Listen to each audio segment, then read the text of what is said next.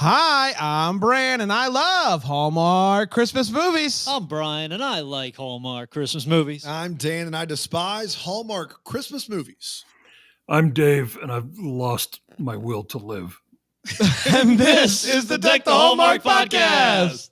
Deck the Hallmark, it's his podcast. Brandon and friends host his podcast. We hope you like this jolly podcast. Sometimes I wonder how many Deck the Hallmark episodes is too many in 1 week. And now You have we the know. answer yet? Now we know. Well, this. when Dave said, his thing about losing his will to live, if I would say that, but I know I have to be back for another one. Tomorrow, Like Dave doesn't the have next- to. That's right. He doesn't have to be back for another one. So, But I do think this is progress because Dave, last year you joined us for the 9 Kittens of Christmas. that's right. And I thought we'd never see you again. So the fact that we got you back for another one, I call that a win in my book, Yeah. buddy. They just got to keep Well- putting animal movies out there. I had this idea that, that kitten movie was very bad. And so this would be maybe not so bad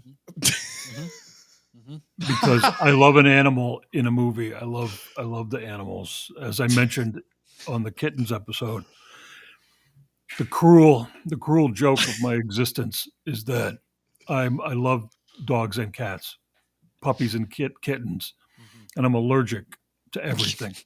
Like seriously, go to the emergency room allergic. I have been to the emergency room. And so anyway, I watched that kitten movie last year with y'all, and I was thinking, well, that was like war. And this I can't yeah. Yeah. It's a good thing We'll save it for the hot take, Dave. Yeah. I'll give you time to get your thoughts together there because I know Yeah. it's a lot to process. We do love the truth. Yeah. But happy that you're back. How many I of love these? being here with y'all, as evidenced by the way that you got me on camera at 5:45 in the morning when you did the marathon with Alonzo. That's true. Yeah. That's right. That's that was true. early. That's true. That was early. Yeah. But That's true. you're an early riser anyway. You Early get up, riser. You get up Early you get up riser. early regardless. How many of these have you watched 10 seconds of this season and then promptly walked out of the room while Alonzo watched it? None, I think. Like I've kind of wandered through the living room and looked at the screen, and I would say, like, if I recognized somebody, I'd be like, oh hey, it's the juice guy, or oh hey, it's Dirks from Letterkenny. Like that is what I would say, and then I would keep walking. And luckily, that could have happened in one movie this year. That So could have happened we could have in one knocked out movie. both Yes, of those. that is, in fact, that is the film that I walked through, and I was like, "Oh, hey, I know that one, and I know that one. I don't know that other one, but yeah." There you go. There What you would go. you and your husband Alonzo host Linoleum Knife podcast at the cinema. It's incredibly wonderful. What would it Thank take to have a Hallmark movie on Linoleum Knife? Like would it be held? No, see, completely here's freezing the over? problem with that idea. We are a podcast of actual cinema. That's true. That's true. Yeah, that's the real correct answer. real movies, and these are 80-minute advertisements for greeting cards and plastic Christmas trees and stuff like that. Campbell But soup, isn't Folgers. everything now? Everything's going No. to streaming. What is No. cinema, Dave? Cinema is the, you know it when you see it, and So, when you don't. Also, when you don't see it, you right. know it. That's Yeah. right. I think that's a beautiful segue to talk about a royal Corgi Christmas. I love it. A royal cinema movie is what I want to call it. It originally aired on November 25th, 2022, and it went a little something like this. The movie kicks off with Prince Edmund returning to the family castle, as you do. In what country? The one with a gift. Isle of Comfrey. Thank you. Isle of Comfy? Isle of Comfy. Comfrey. Okay. With a gift Clumpy. that he got. I think his plan was to give this to the Queen. Another Queen family. Mother, Queen Mother. And It's a corgi named Mistletoe. Apparently, the castle has a corgi thing. They have corgis. Yeah. So he was like, what's another corgi to throw into the mix? They have a corgi handler. So what's the big deal? But he says, I can't. No. Not with this out. one. This one? I can't Not train even this royal one. blood. I can't train Mistletoe. We then meet, how would you say her name? Cecily? Cecily. How she says it is how I would say it. Cece was another. I have one of my gifts in life is being able to hear someone say their name and promptly forget it. Cecily, It's who like our good is friend Alfonso. yeah, Always that's says. exactly right. Names are Alfonso. not important. Cecily is a celebrity dog trainer. She's on a talk show promoting her book and her new charity, Rover Rehab. Try to go to Rover Rehab, and I said, Woof, woof, woof, woof. Which is still in need of funding. So Mistletoe So glad that made the air. Immediately gets into trouble, and a clip goes viral of Mistletoe the corgi destroying a party by pulling a ham off of a table in slow motion. The queen is not pleased, to say the least. She says that the video is the last straw and that he might not be the successor. And by he, I don't mean Mistletoe. Mistletoe was never on the table to be the king, but Prince Edmund. So Cecily gets a job to train Mistletoe. This is going to be good for her because maybe even money for Rover Rehab, and also good for Mistletoe because of training. But Cecily's whole thing is that the dog needs to know who its person is. And the royals don't really understand that. They're more like, can't I just give it a treat and call it a day? Cecily's not having it. So she gets Prince Ed to be in the training with her, helping him learn commands and whatnot. It's not going well. They're constantly, Mistletoe's just running off all the time, getting into trouble. Classic Corgi, classic Mistletoe. Cecily and Mistletoe go into town. They're visiting things. They're visiting an orphanage with gifts. Prince Edmund is asking Cecily out on a date because that's kind of what he does. Yeah, but he's a playboy. But I think that this one might hit. They find out that the Paps gets word. I'm talking to someone from LA. I feel like I got to know the terminology. The Paps gets word. I don't think it's the Paps. Is it the? I don't think it's the Paps, Brand. The Paps hang around the cinema. That's right. Yeah. They get word. The Paps get word that they're going on a date. Almost, they're like, no way. So they decide that they're gonna go on do their own special stay-in dates, like a staycation. Make some pie. They get distracted. They dance. They burn a meal. Great stuff. Cecily's having an all-around great time. The dog is starting to get trained and whatnot. The corgi handler overhears Cecily talking to her manager about hopefully getting the funding for the road rehab. And the court is kind of the worst, and all that good stuff. And so now it's time for the party that she gets invited to. She comes downstairs, and I guess somehow Prince Edmund was given this information, handed to him, a full binder of facts that Cecily had about the royal family. And we all know what that means. This whole thing has been a lie.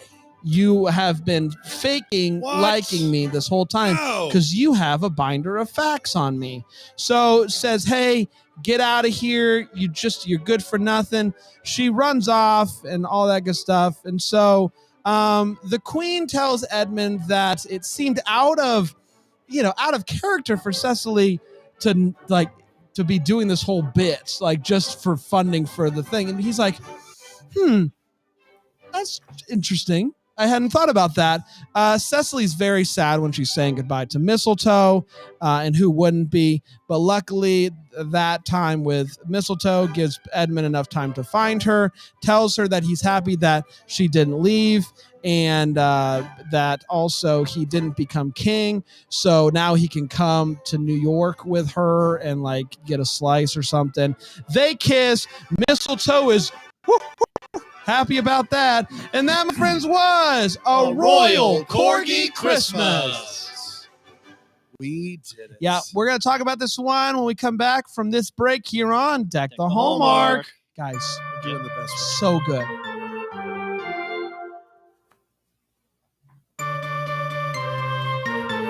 We're back. We're talking about a Royal Corgi Christmas. We're breaking it down. We're going to start with the hot take. Let's start with you, Brian. Brian? Yeah. First Yeah. dog Yep. Hallmark movie That's right. What? that you've gotten to cover? Didn't we do one where Natalie Hall works at a pet store? Dag it. We did. Dag it. Brian, what do you think about a Royal Corgi Christmas? She had the parrot. Yeah. Real bad. So this one, the movie, it's not great at royal protocol as I know it or understand And it. you know Royal And I Protocol. know. No one knows it. Yeah, nobody knows. And not You're good. the best at that. The best at royal protocol. Yeah. And not the best at dog training either, from what I know about dog training. But it was kind of fun. Like I had a fun time watching this movie. The royal protocol on the Isle of Comfrey is different than any of the royal protocol I understand. People are just walking in the rooms talking like royals, like they're just whatever you want to do. It's just a casual. The It's royal, business casual. business at casual Comfrey, royal. Yeah, I love comfy. So yeah, exactly. So they're serving themselves tea, they're cooking themselves dinner. So that threw me for a loop. So I had to get over that little mountain and just understand that this is a different royal vibe than I've ever seen or tried to understand. Okay. So there was a lot of fun stuff. I don't want to watch it again. I don't recommend it highly, but I had a good time watching this movie. So that's where I landed. There you go. Dave, what'd you think? Corgi? No Corgi? When Brian says he had a good time watching it, it makes me cock my head like an actual dog that doesn't understand what's being said. This movie is an affront to human decency. I'm angry at all of you for making me watch it. Even Brian, and I've never met you in person, even Panda, and he's not here right now. So angry. So you liked it? That's no. What would you rather wait a we minute. okay. We got the schedule out, and Alonzo Raldi, and he does not speak for you, I understand that, but he texted us and said, Dave White wants the Corgis movie. I want to be clear up front. We didn't seek out and be like, Dave, you got to do the Corgis one. So, I think it's don't put me on blast for volunteering.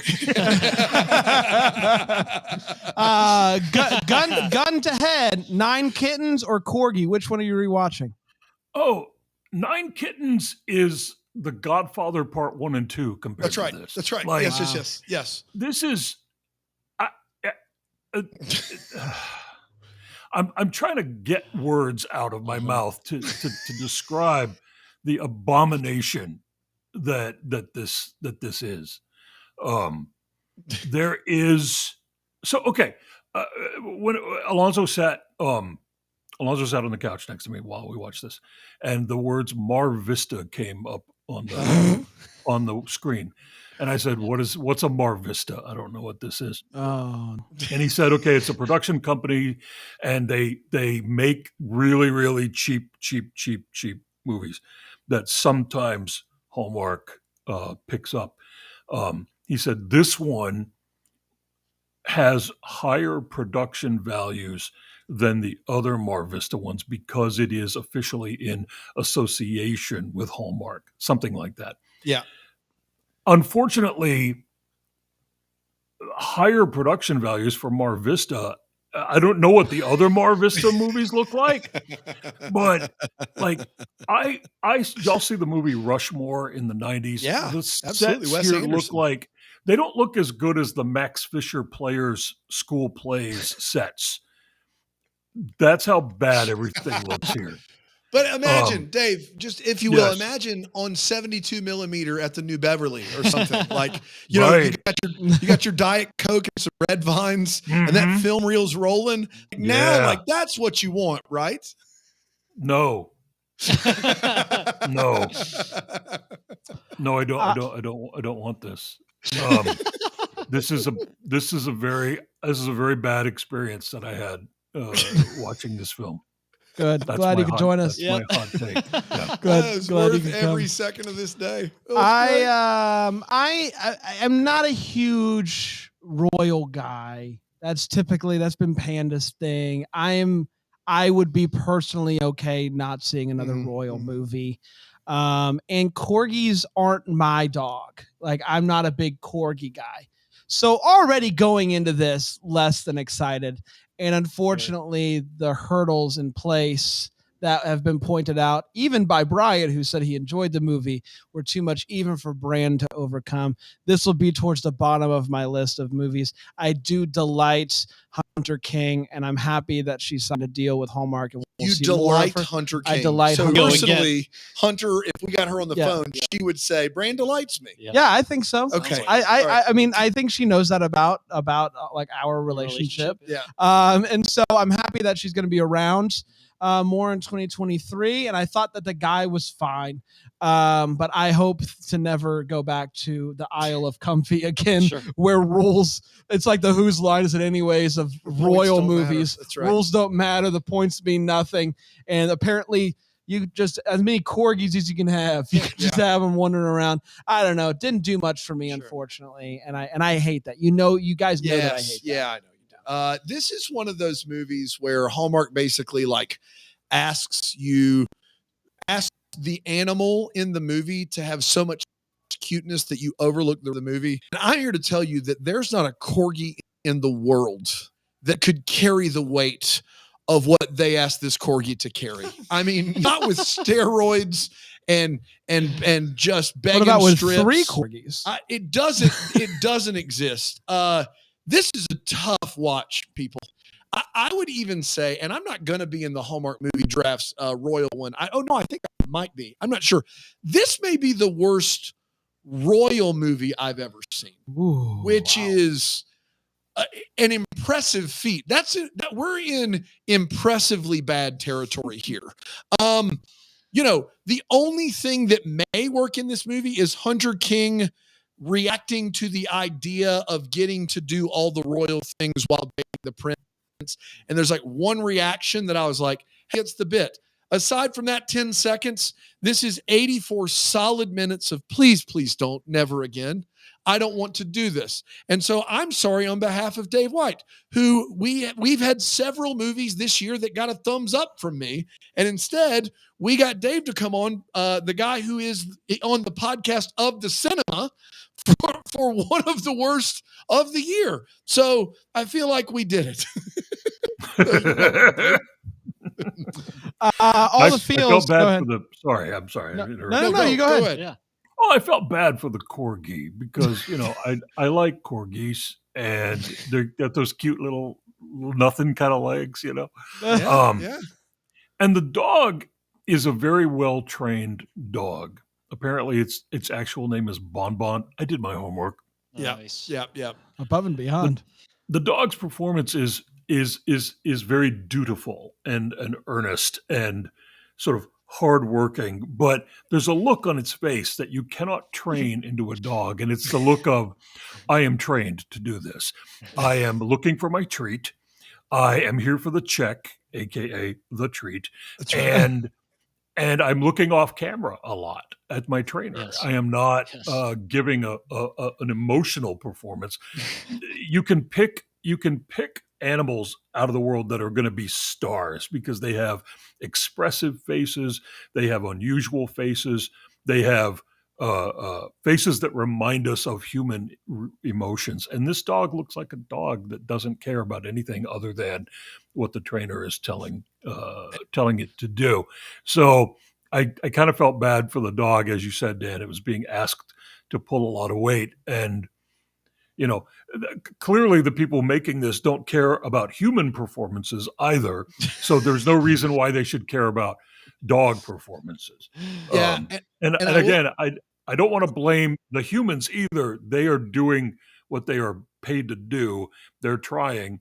And I never blame an actor for a movie that's terrible, because they don't get to say they don't get to say what take gets edited into the film or out of the film. So, yeah, I will say this. It's tough to put, the dog is supposed to be not trained in the movie. Right. And that makes it even harder because this dog is expertly trained. Yep. And so it takes an expertly trained dog to act like it's not trained. It's what we don't need is even more like, even the scene where he wrecks everything is very expertly trained. Yes. And so it's just unfortunate. It's an unfortunate series of events. It's like when I act like I don't know how to read something. Or how to pronounce the name Cecily. Right. That's been said all movie. That is like that. That takes an expert. It would be similar to that. An expert. That's right. Let's talk about feels. Brian, what gave you feels in this movie, buddy? So at one point, Regina King as Cecily, she has on what I can only describe as. Did you say Regina King? Did I say Regina King? Did you watch a different movie than I did?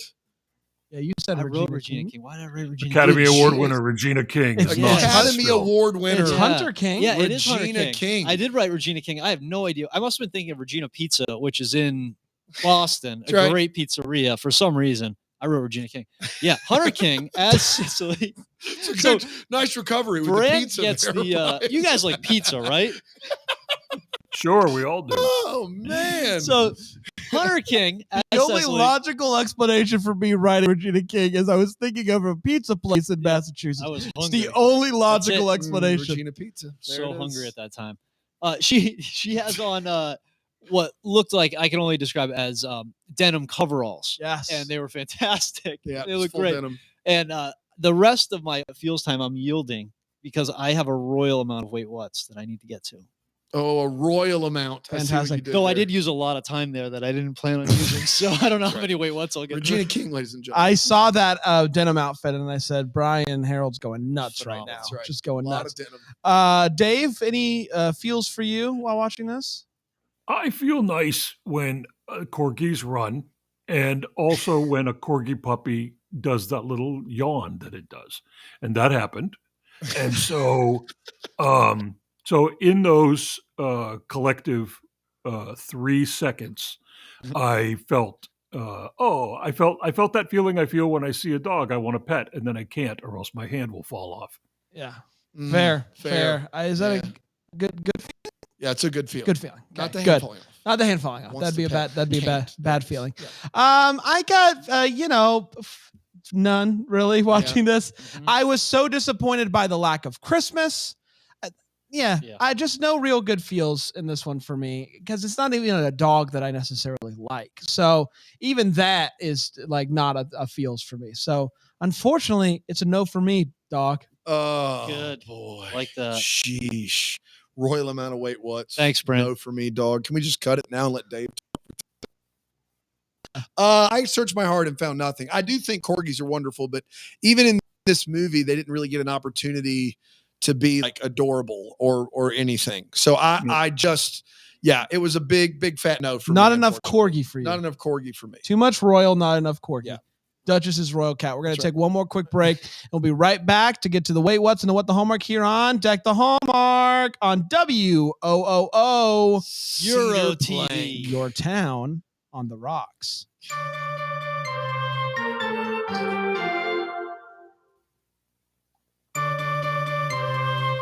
Is that a new drink you're ordering? Your town on the rocks? That's the name of the station. Welcome back, everybody. We're talking about a royal corgi Christmas. Let's get to the Wait What's. Brian, you said you have a royal amount of them. Yeah, I'm going to cut it down for buddy. A number of things in this that I just enjoyed. The TV at the very beginning when she was on the TV show, the host said that she couldn't, or somebody said she couldn't donate or be part of the board of her charity, which was, what is that called again? It was Rover Rehab? Rover Rehab because of conflicts of interest. So I'm wondering what kind of that didn't make any sense. What is she like anti-rehab for animals? Is she on like a board of a company that like, poisons animals? That's a conflict of interest with my company, Lame Dog. Yeah, and it seems like it was pretty easy to get a note directly to the prince. Yeah. like the day after that video went viral. So that seemed a little too easy. The decorating, you heard you mention something. Oh my gosh! It was basically see-through, and it might have been upside down. And it was so bad. It's embarrassing how bad that Christmas tree is. And it was duking it out with the prince's military uniform for worst prop, because I swear he had a Tacoma Fire Department on that thing.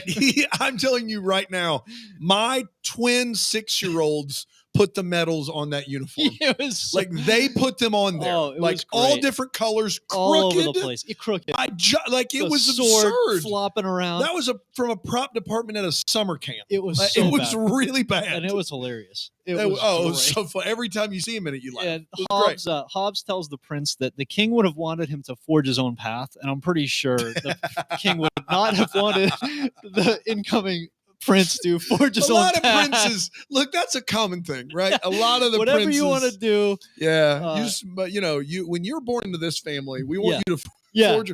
Go be an architect. Not predetermined. Major in art at a liberal arts college. Yeah, that's fine. Like, do what you want to do. And the last thing is she said the earnings from the derby will send so many kids to college, and I just was like baffled. I'm like, it has. I mean, Europe has university, so they're obviously not of Europe. Like the Isle of Comfrey is doing it out there, that's just charging Hallmark. for college. Yeah, that's fair. Dave, anyway, what's for you? Yeah. There's a press conference early on, and there's a string quartet playing at the press conference, and they have little synthetic fabric Christmas bows on their music stands. I thought that was royal protocol. Confusing. There's a moment where the dog is yanking on the tablecloth and pulling the food off, and it happens over the course of apparent weeks, and people no one goes to secure anything on the table. Like no one is running to the rescue of the food on the table. Like there are no employees in this castle whose job it is to tend to that sort of thing, and to stop an animal from going berserk and pulling everything off of it. Corgi literally grabs the tablecloth and looks around. Yes. Is anyone? No one's going to stop me. Hours it took. You sure no one's going to stop me? There is a reference. There's a reference to the name. They call it the Christmas Castle, and they explain that some people who were on their way to the Holy Land stopped at the castle. Like, where were they coming from that this place was on the way to the Holy Land? It's an island. Stopped at the yeah, it's an island. Yeah.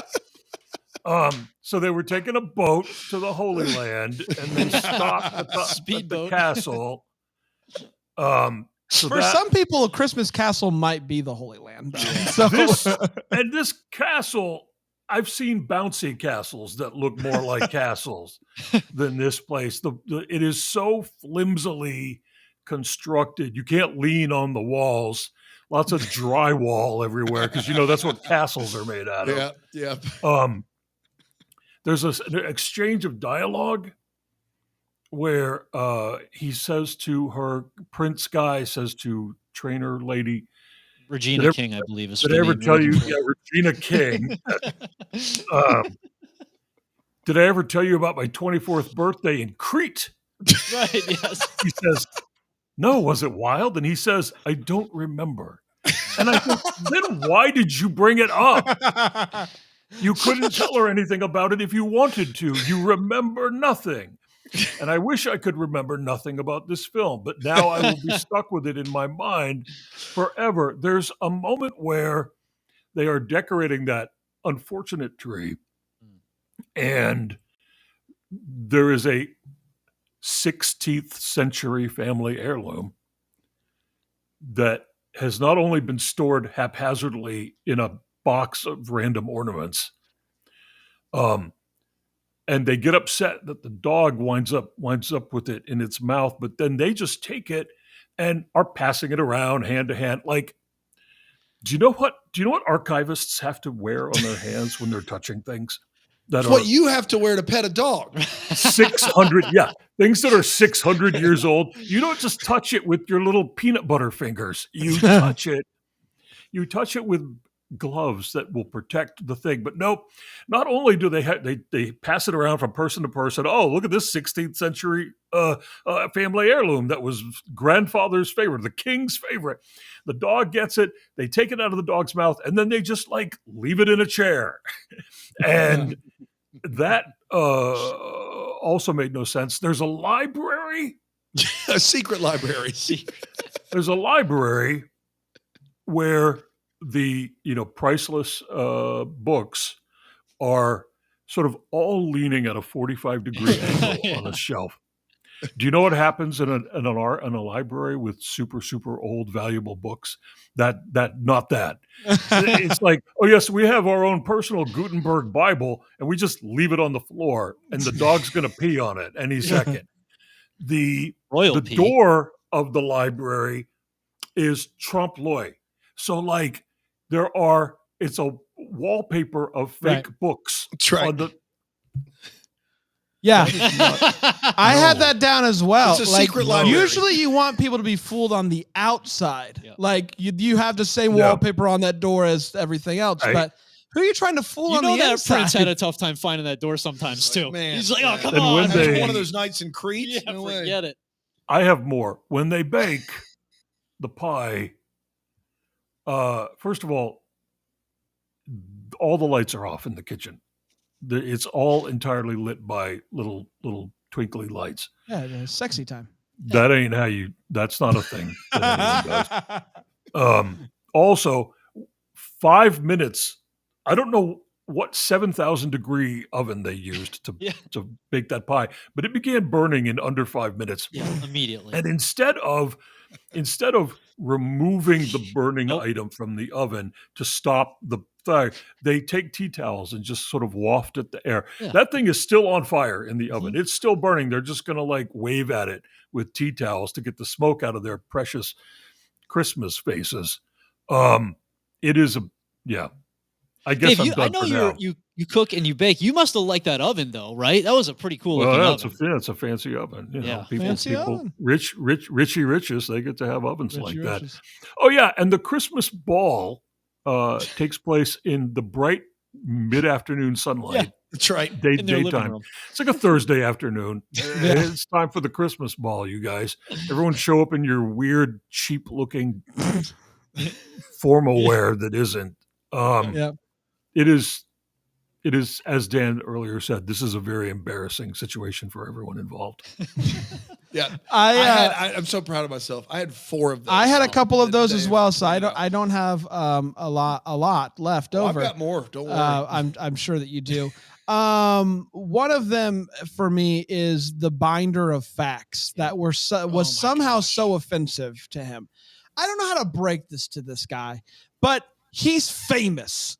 Like, it's not like she hired a private investigator to give me all the information on this guy so I can try to get money from him. No, she probably just printed out Wikipedia and put it in a binder. Like, that was the most appalling thing to me, was that they were upset about this. And then she says, I didn't read it. Right. And then, she said, She says, I didn't even read it.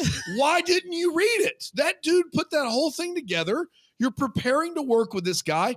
You would read it. You have to fly across the world, over the ocean, and she couldn't even find herself to open up the binder about the guy that she's going to go meet. And she was mad at him for not even reading the contract. Like, It's absurd. I didn't read it. I go bull on that. Last one, and I am just royally offended.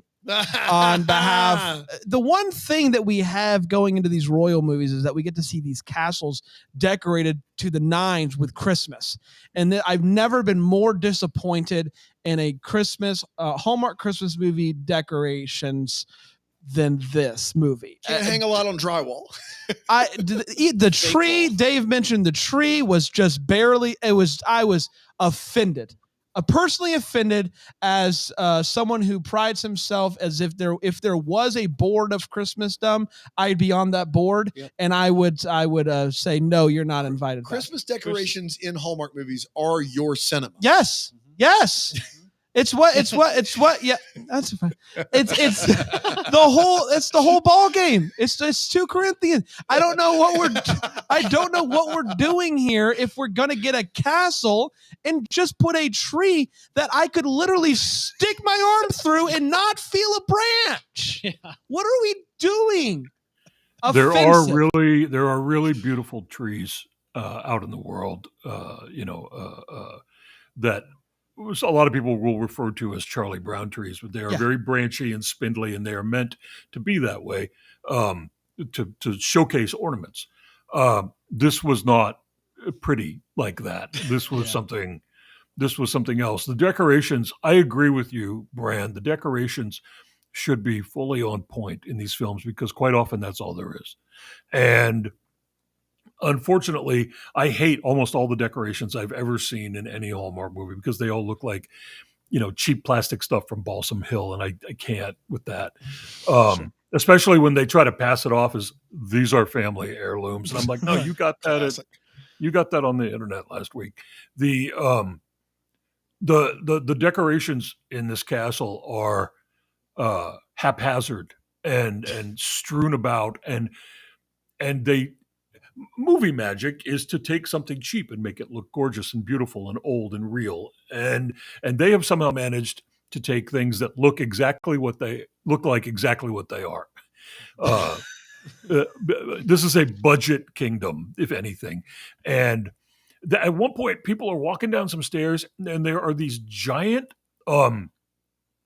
stars that just sit on a stairwell, and they're like 3 feet tall. They were just put there, 2 big giant stars. And I don't know where you get that or why you think it should be on a stairwell that people are trying to walk past. And I turned to Alonzo and I said, so there were no like inflatable twerking Santas that they could have blown up and put in the castle. They had to put these like burgundy colored stars on the steps. It is just everything looks gross.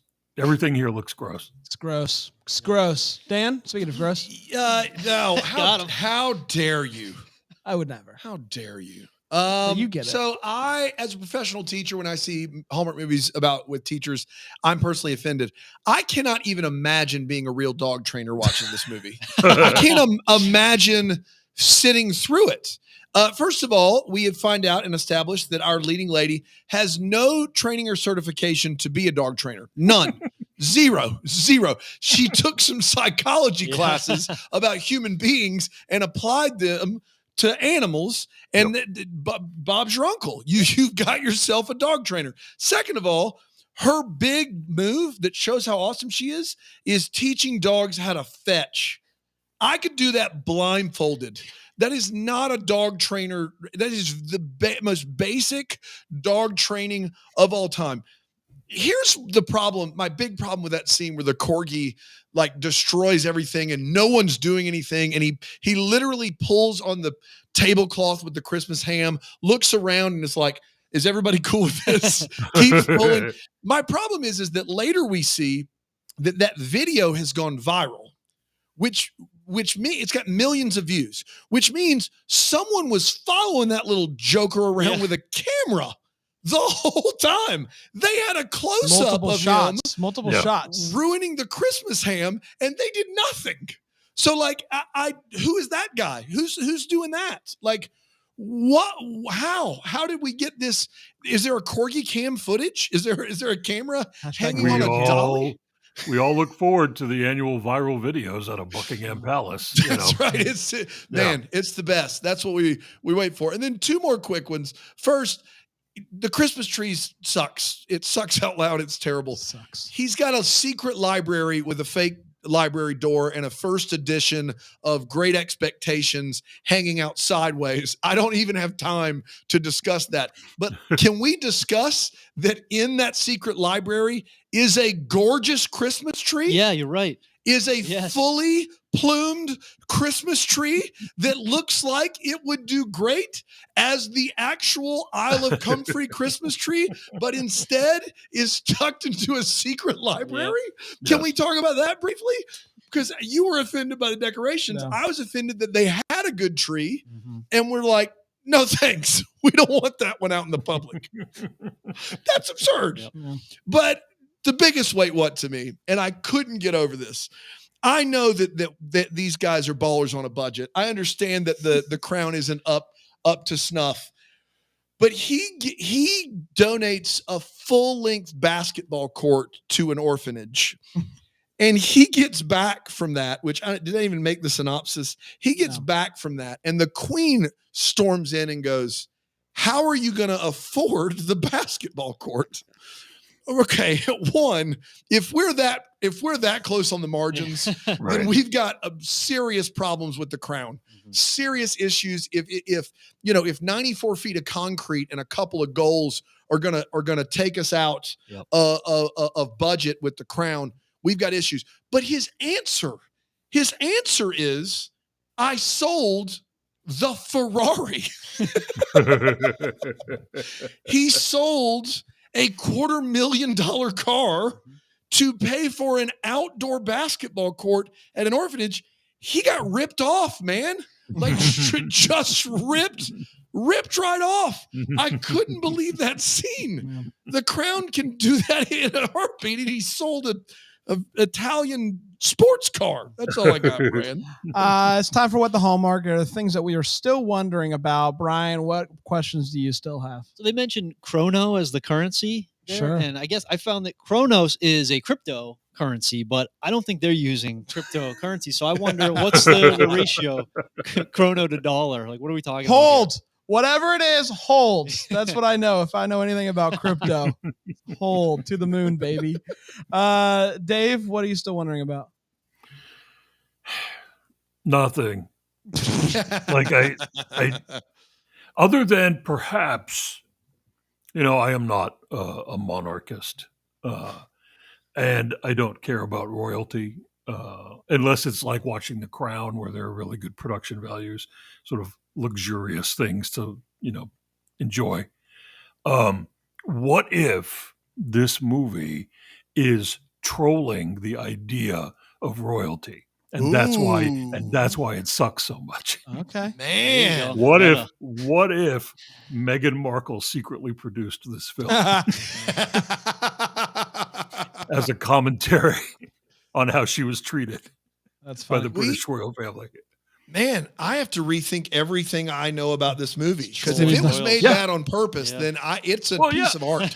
There's so little going on here of any value that, it gave me time to collect my thoughts, because there's absolutely nothing happening on screen. And so, I sat watching it and I thought, what would I rather be doing like right now than this? And I came up with, I would rather listen to Candace Cameron Bure. Oh, boy. And her even more diabolical brother give me a full-length sermon about how I'm going to hell for being queer than keep watching this film. Wow. Oh, my gosh. All right. It would be more entertaining, and there'd be a lot of laughs. That's the hottest take of all. That is a very hot take. Yeah.